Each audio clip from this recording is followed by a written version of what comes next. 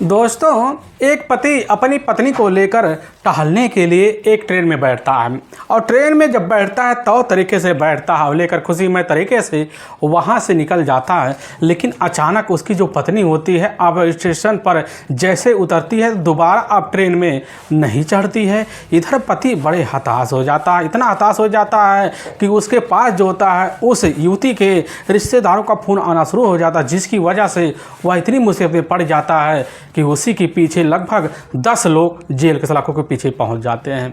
आज की घटना में क्या था, आज की घटना में क्या हुआ, इस केस की आप तह तक सच्चाई अब जानने के लिए इस वीडियो को आप लास्ट तक जरूर देखिएगा। नमस्कार दोस्तों, मैं प्रदीप कुमार आपको इस चैनल पे मैं स्वागत करता हूं। दोस्तों आज की यह जो सच्ची घटना है, यह घटना सुनाने से पहले मैं आपसे एक छोटा सा रिक्वेस्ट करना चाहता हूं, क्योंकि आप अगर इस चैनल पर नए हो और पहली बार आए हुए हो तो एक बार जाकर अपने इन्हीं प्यारे हाथों से आप इस चैनल को लाइक और सब्सक्राइब और शेयर ज़रूर करें, ताकि आपकी वजह से इम्पोर्टेंट होने के नाते अब यह जो वीडियो है आज काफ़ी लोगों तक पहुँचाया जा सके, और इसके लिए हम आपके तहे दिल से शुक्रगुजार रहेंगे। दोस्तों, आज की यह जो सच्ची घटना है, यह घटना है ठीक उत्तर प्रदेश और उसी में ही जाना माना धर्मनगरी पड़ता है बनारसी, और ठीक उसी से ही सटा हुआ कैंट थाना भी पड़ता है। और मैं बात कर रहा हूँ 20 दिसंबर का ही साल 2013 का मैं बात कर रहा हूँ। अब वही लगभग सुबह का जैसे ही 10:30 बजे के आसपास का टाइम होता है तो इधर कैंट थाने के तो थाना पर भारी होते हैं। मौके पर मुकेश राय अपने थाने में मौजूद होते हैं। तभी उन्हीं के पास एक मोबाइल होता है, उसी पर एक कॉल आता है और कॉल जब आता है कट जाता है और देखते हैं कि या तो बिहार का नंबर होता है, और दोबारा जब डायल करते हैं दूसरी तरफ से एक सिरराने की आवाज़ आता है। तो उसी समय दूसरी तरफ से अब पता चलता है कि एक व्यक्ति होता है, कहने लग जाता है कि साहब मैं जो होता ना झारखंड के ही जो गिरिडीह जिला है उसी जिला का ही मैं थाने का एक सिपाही अब राम कुमार बोल रहा हूँ। यह बात जैसे ही अब कैंट थाने के थाना प्रभारी मुकेश राय सुनते कहने लग जाते कि बताइए सर, हाँ हम आपकी क्या हेल्प कर सकते हैं। दूसरी तरफ से राय कुमार उसी समय कहने लग जाते कि एक बार ना आप हमारे बड़े साहब से बात कर लीजिए, क्योंकि बड़े साहब जो होते हैं हमारे बगल में अब बैठे हुए हैं। अब जैसे ही यह बात उधर मुकेश राय सुनते हैं, दूसरी तरफ जो होता है अब राम कुमार जो होते हैं फ़ोन अपने बड़े अधिकारी को पकड़ा देते हैं। तो दूसरी तरफ से आवाज़ आता है कि बताइए राम कुमार जी ने हमने फ़ोन पकड़ाया हुआ तो है, लेकिन आपसे कुछ बात करना चाहते हैं।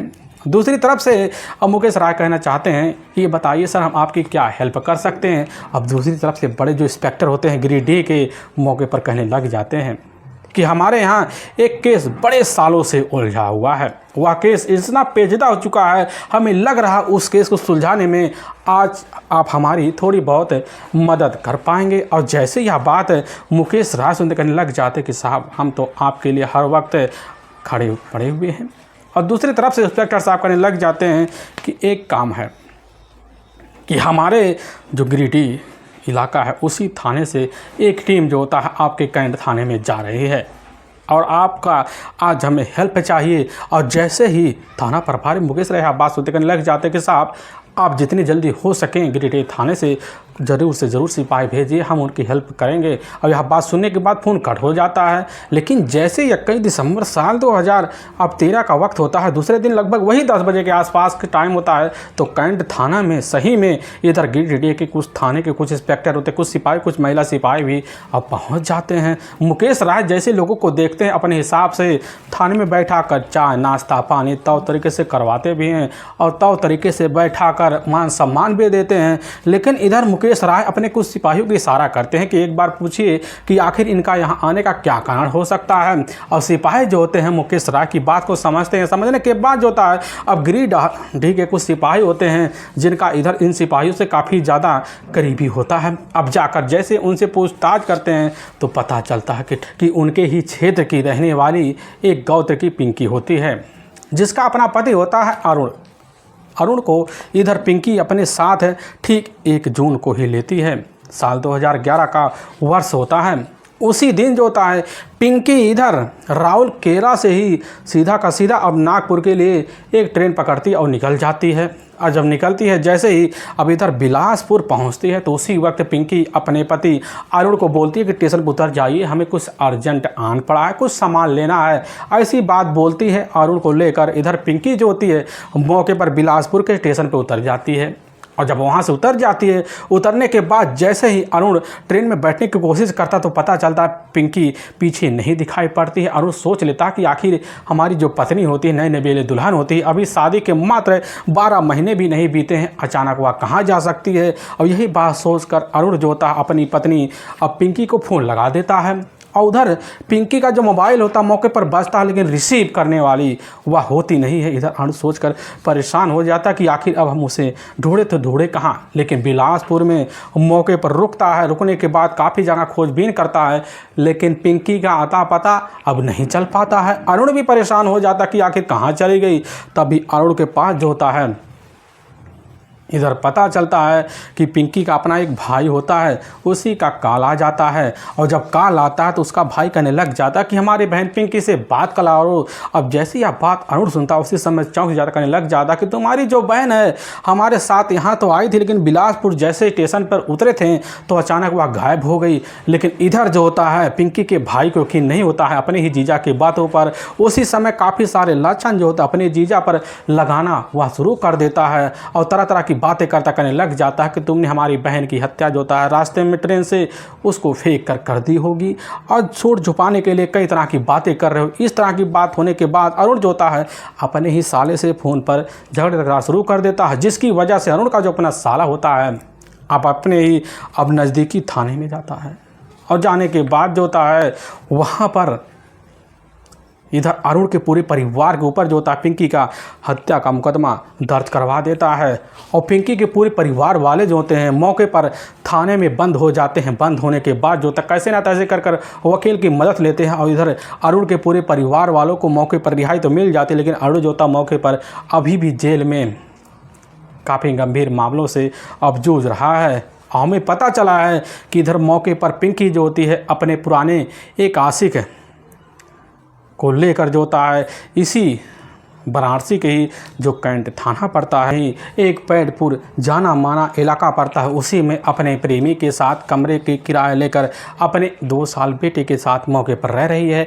यह बात जैसे ही अब जाकर कैंट थाने के इंस्पेक्टर साहब सुनते उसी समय कहने लग जाते हैं कि अब हम आपकी भरपूर सहायता करेंगे अब पिंकी के ठीक प्रेमी और पिंकी को पकड़ने के लिए, क्योंकि एक बेगुनाह परिवार को इंसाफ मिल जाएगा। यह बात इधर जो होते हैं जैसे थाना प्रभारी मुकेश राय सुनते हैं तो उसी समय जो होता है अब इधर गिरिडीह के थाना इंस्पेक्टर और सिपाही को मदद करने के लिए हामी भर लेते हैं।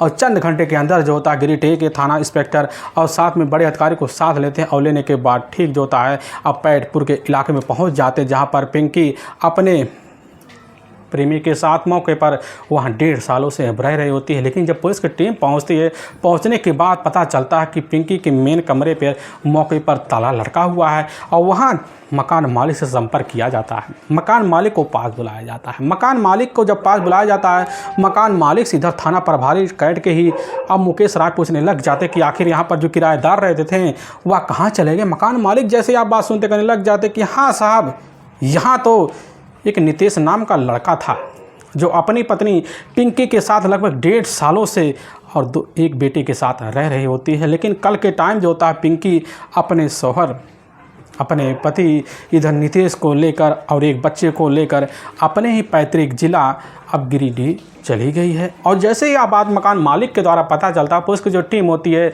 उसी वक्त मकान मालिक से ही फ़ोन नंबर लेने की अब कोशिश करती। पता चलता मकान मालिक के पास जो होता है ना नितेश का और ना पिंकी का मोबाइल नंबर होता है। पुलिस की टीम काफ़ी उलझन में पड़ जाती, लेकिन कैसे ना तैसे कर वहाँ के आस पड़ोसी से संपर्क कर इधर अब नितेश और साथ में पिंकी के बारे में पूछताछ किया जाता है। उनका मोबाइल नंबर लिया जाता है, कैसे ना तैसे मिल ही जाता है। इसीलिए पुलिस की जो टीम होती है अब उसी वक्त पिंकी और नितेश के मोबाइल नंबर को सर्विलांस पे डाल देती है। और जब डाल देती है, दूसरी तरफ एक टीम होती है गिरिडीह की मौके पर कैंट थाने से खाली हाथ जो होता है अब गिरिडीह अपने थाने में लौट आती है।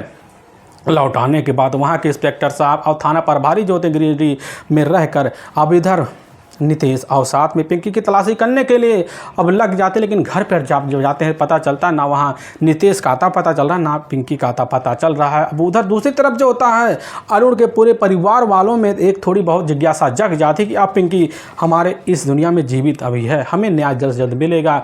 अब इसकी वजह से इधर जो होता है अरुण के जो पिता होते हैं मौके पर वह भी अब पिंकी की तलाशी करने में काफ़ी कोशिश करते हैं। तभी उनके कुछ अपने रिश्तेदार होते हैं वह भी लग जाते हैं पिंकी और उसके प्रेमी नितेश की तलाशी करने में काफ़ी मेहनत करते हैं और इतना मेहनत करते हैं कि उनकी मेहनत की वजह से उनके और रिश्तेदार भी अब अरुण के पिता की मदद करना शुरू कर देते हैं। इससे पुलिस के कुछ मुखबिर होते हैं, मुखबिरों को पता चल जाता कि इस समय गिरिडीह के एक जो चौक है उसी चौक पर जो होता है नितेश और साथ में पिंकी एक साथ एक बच्चे के साथ देखे गए। पुलिस की टीम जैसे खबर पाती है अपने मुखबिरों को अलर्ट कर देती और मुखबिर पहुंचते हैं। सही में पिंकी को वहां देखते तुरंत घेराव मार, लेकिन वहां से तो इधर नितेश जो होता है पुलिस को देखकर फरार हो जाता है। पुलिस की टीम वहीं पिंकी को और साथ में उसके बच्चे को अपने कस्टडी में लेती है और लेकर ठीक जो होता है 23 दिसंबर साल 2013 को थाने पहुँचती है। लेकिन जब पूछताछ करती पुलिस की टीम अपने हिसाब से देखती है पिंकी की शक्ल को समझ जाती है। पिंकी हमारे सामने कुछ ना कुछ झूठ बोलने वाली है, अपनी शक्ति दिखाती है और इधर शक्ति दिखाने के बाद पिंकी जो होती है पुलिस के सामने टूट जाती है। लेकिन अब जो सच्चाई निकल के आता है इसे सुनने के बाद हर किसी को अपने कानों पर यकीन भी अब नहीं होता है। असल में झारखंड का एक जाना माना ज़िला पड़ता है अब गिरिडीह और ठीक उसी का ही एक घनावर कस्बा पड़ता है, थाना पड़ता है और ठीक उसी में ही ओखर एक जाना माना गांव पड़ता है। अब उसी गांव के रहने वाले हैं नूनू राम।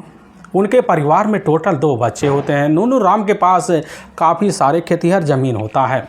उनका बड़ा बेटा होता है इधर सबसे बड़ा ओमकार और छोटा बेटा होता है अरुण।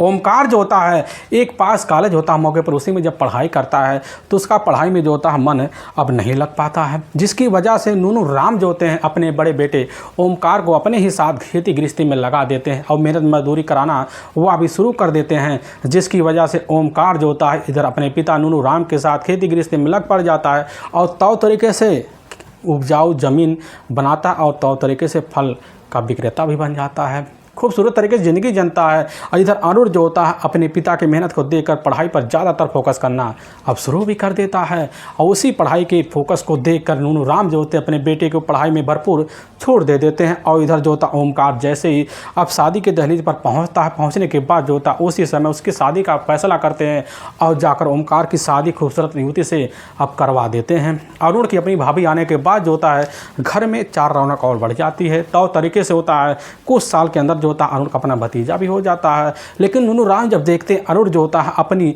मेहनत की वजह से अब नौकरी की तलाशी कर रहा है तो अरुण की नौकरी को देखकर मौके पर उनको आभास हो जाता है कि अरुण को जल्द जल्द अब नौकरी मिलने वाली है। तभी उसी बच्चे नूनू राम जो होते हैं अपने बेटे अरुण की शादी के लिए अब लड़की की तलाशी करते हैं।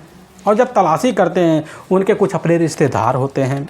उन्हीं रिश्तेदारों के द्वारा उनको एक अहम जानकारी मिलता है कि इधर देसियों कुबेरी के ही रहने वाले होते हैं केदार राणा और उनकी अपनी बेटी होती है और पिंकी जो पढ़ने में काफ़ी अव्वल भी होती है, सीधी साबिती होती है। तभी जो होता है दूसरी तरफ है अब इधर नूनू राम जो होते हैं अब इधर जाकर केदार राणा से बात करते हैं, उनकी बेटी का हाथ मांग लेते हैं।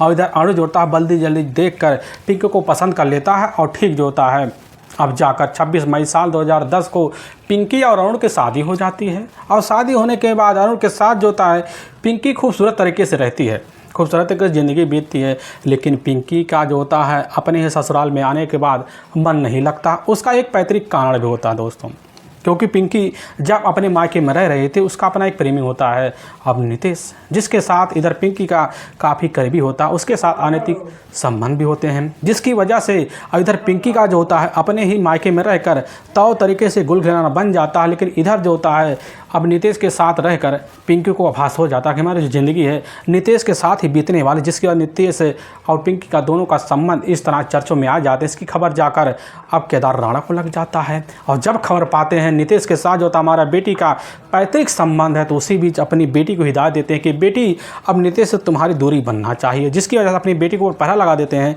और घर में रहने के लिए मजबूर कर देते हैं। लेकिन केदार राणा को यकीन हो जाता है कि हमारी बेटी जो होती है अपने राह पे आने वाली नहीं है, जिसकी वजह से फैसला लेते हैं और अपनी बेटी का शादी कराने के लिए मौके पर अपने रिश्तेदारों को खबर दे देते हैं। और तभी ठीक जो होता है इस खबर को ऐसे फैलता है कि जाकर इधर नूनू राम को पता चल जाता है कि इनकी बेटी को एक लड़का चाहिए। तो अपनी बेटी के लिए रिश्ता लेकर खुद केदार के पास पहुंच जाते हैं। और अरुण और पिंकी की जो शादी तौर तरीके से जब हो जाती है तो पिंकी जब ससुराल में रहती है और जब भी मौका पाती है तो फ़ोन निकाली अरुण से बात करती, लेकिन अरुण से जब बात करती चोरी छुपे बात करती। ऐसा सिलसिला तो चलता है, लेकिन अरुण जो था पिंकी की बात पर यकीन करता था, खूबसूरती के नाते भरोसा भी करता था कि पिंकी जो थी खूबसूरत युवती बनकर हमारे साथ एक दुल्हन की दहलीज को तौर तरीके से घर में रहकर निभाएगी। लेकिन पिंकी तो रहती है, लेकिन जैसे 4 महीने का वक्त बीतता है तो पिंकी के जो रंग रूप होते हैं अब इधर अरुण के साथ रहकर बिगड़ना शुरू हो जाते हैं। कभी कभी अरुण और पिंकी के बीच झगड़े तकरार हो जाते हैं तो अरुण को आभास हो जाता है कि शायद पिंकी का घर में रहकर मन ऊब गया हो। वह नहीं जान पाता कि आखिर पिंकी का यहाँ मन क्यों नहीं लग रहा है। लेकिन कैसे न तैसे कर कर इधर अरुण जो होता है पिंकी के साथ रहकर 11 महीने का वक्त बिता देता है और पता नहीं चलता। जब 11 महीने का वक्त जब बीतता है तो इसी बीच जो होता है अभी 1 जून साल 2011 को ही और मौके पर पिंकी अपने पति से कहने लग जाती कि हमें जो होता है कहीं टहलने घूमने चलना चाहिए।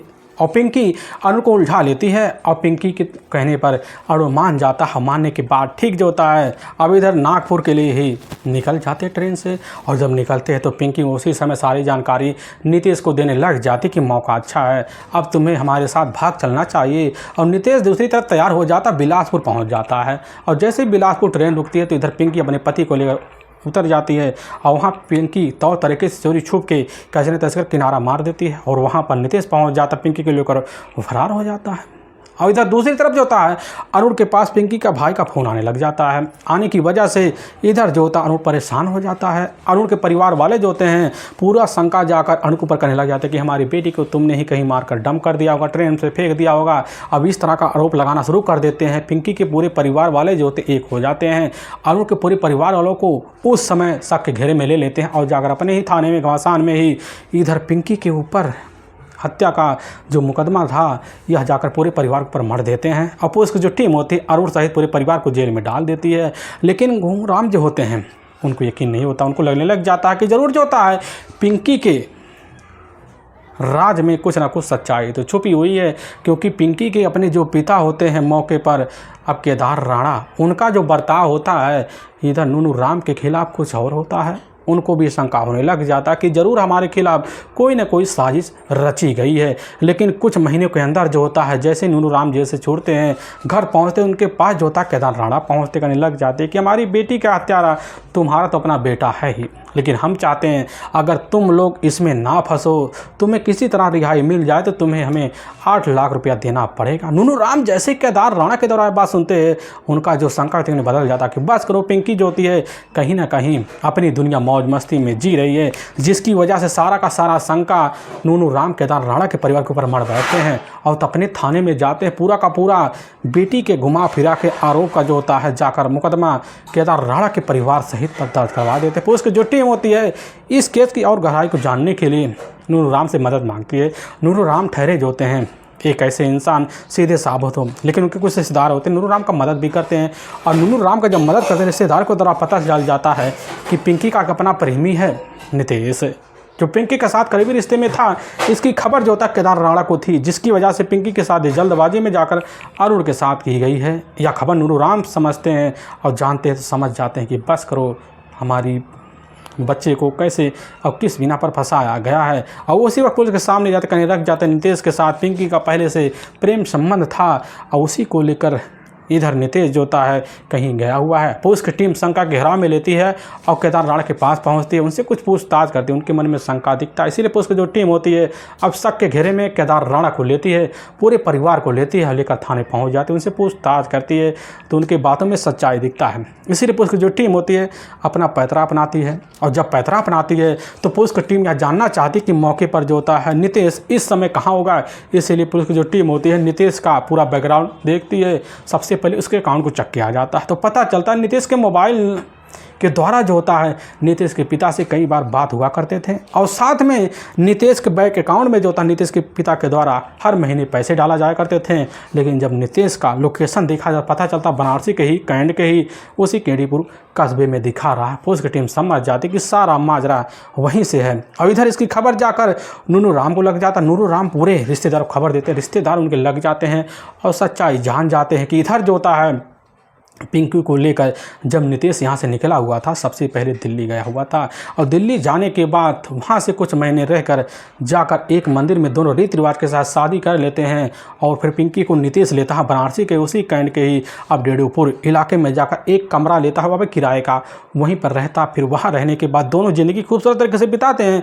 अब प्रेम ही होता है, उसको पता लग जाता है कि इधर पिंकी के घर वाले मौके पर पुलिस के हथकंडे चढ़ चुके हैं और खबर लगने के बाद जो होता है पिंकी को लेकर गिरिडीह के निकल जाता है।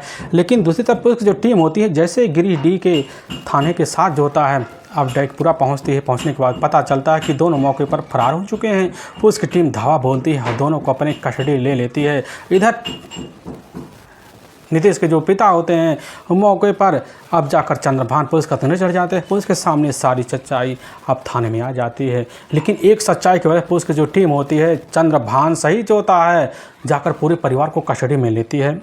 और दूसरी तरफ जो होता है इधर केदार राणा के परिवार को पुलिस की जो टीम होती है हथकंडे लेती है और लगभग 12 सदस्यों को पुलिस की टीम ले जाती है, वहाँ के ही कोर्ट में पेश कर देती है। और कोर्ट की टीम के सही जो होता है और लोगों के ऊपर काफ़ी गंभीर मुकदमा दर्ज करके ले जाकर हमेशा के लिए जेल की सलाखों के पीछे डाल दिया जाता है। दोस्तों, पिंकी और नितेश की एक गलती की वजह से हमेशा के लिए और जैसे परिवार की ज़िंदगी तबाह हो जाती है।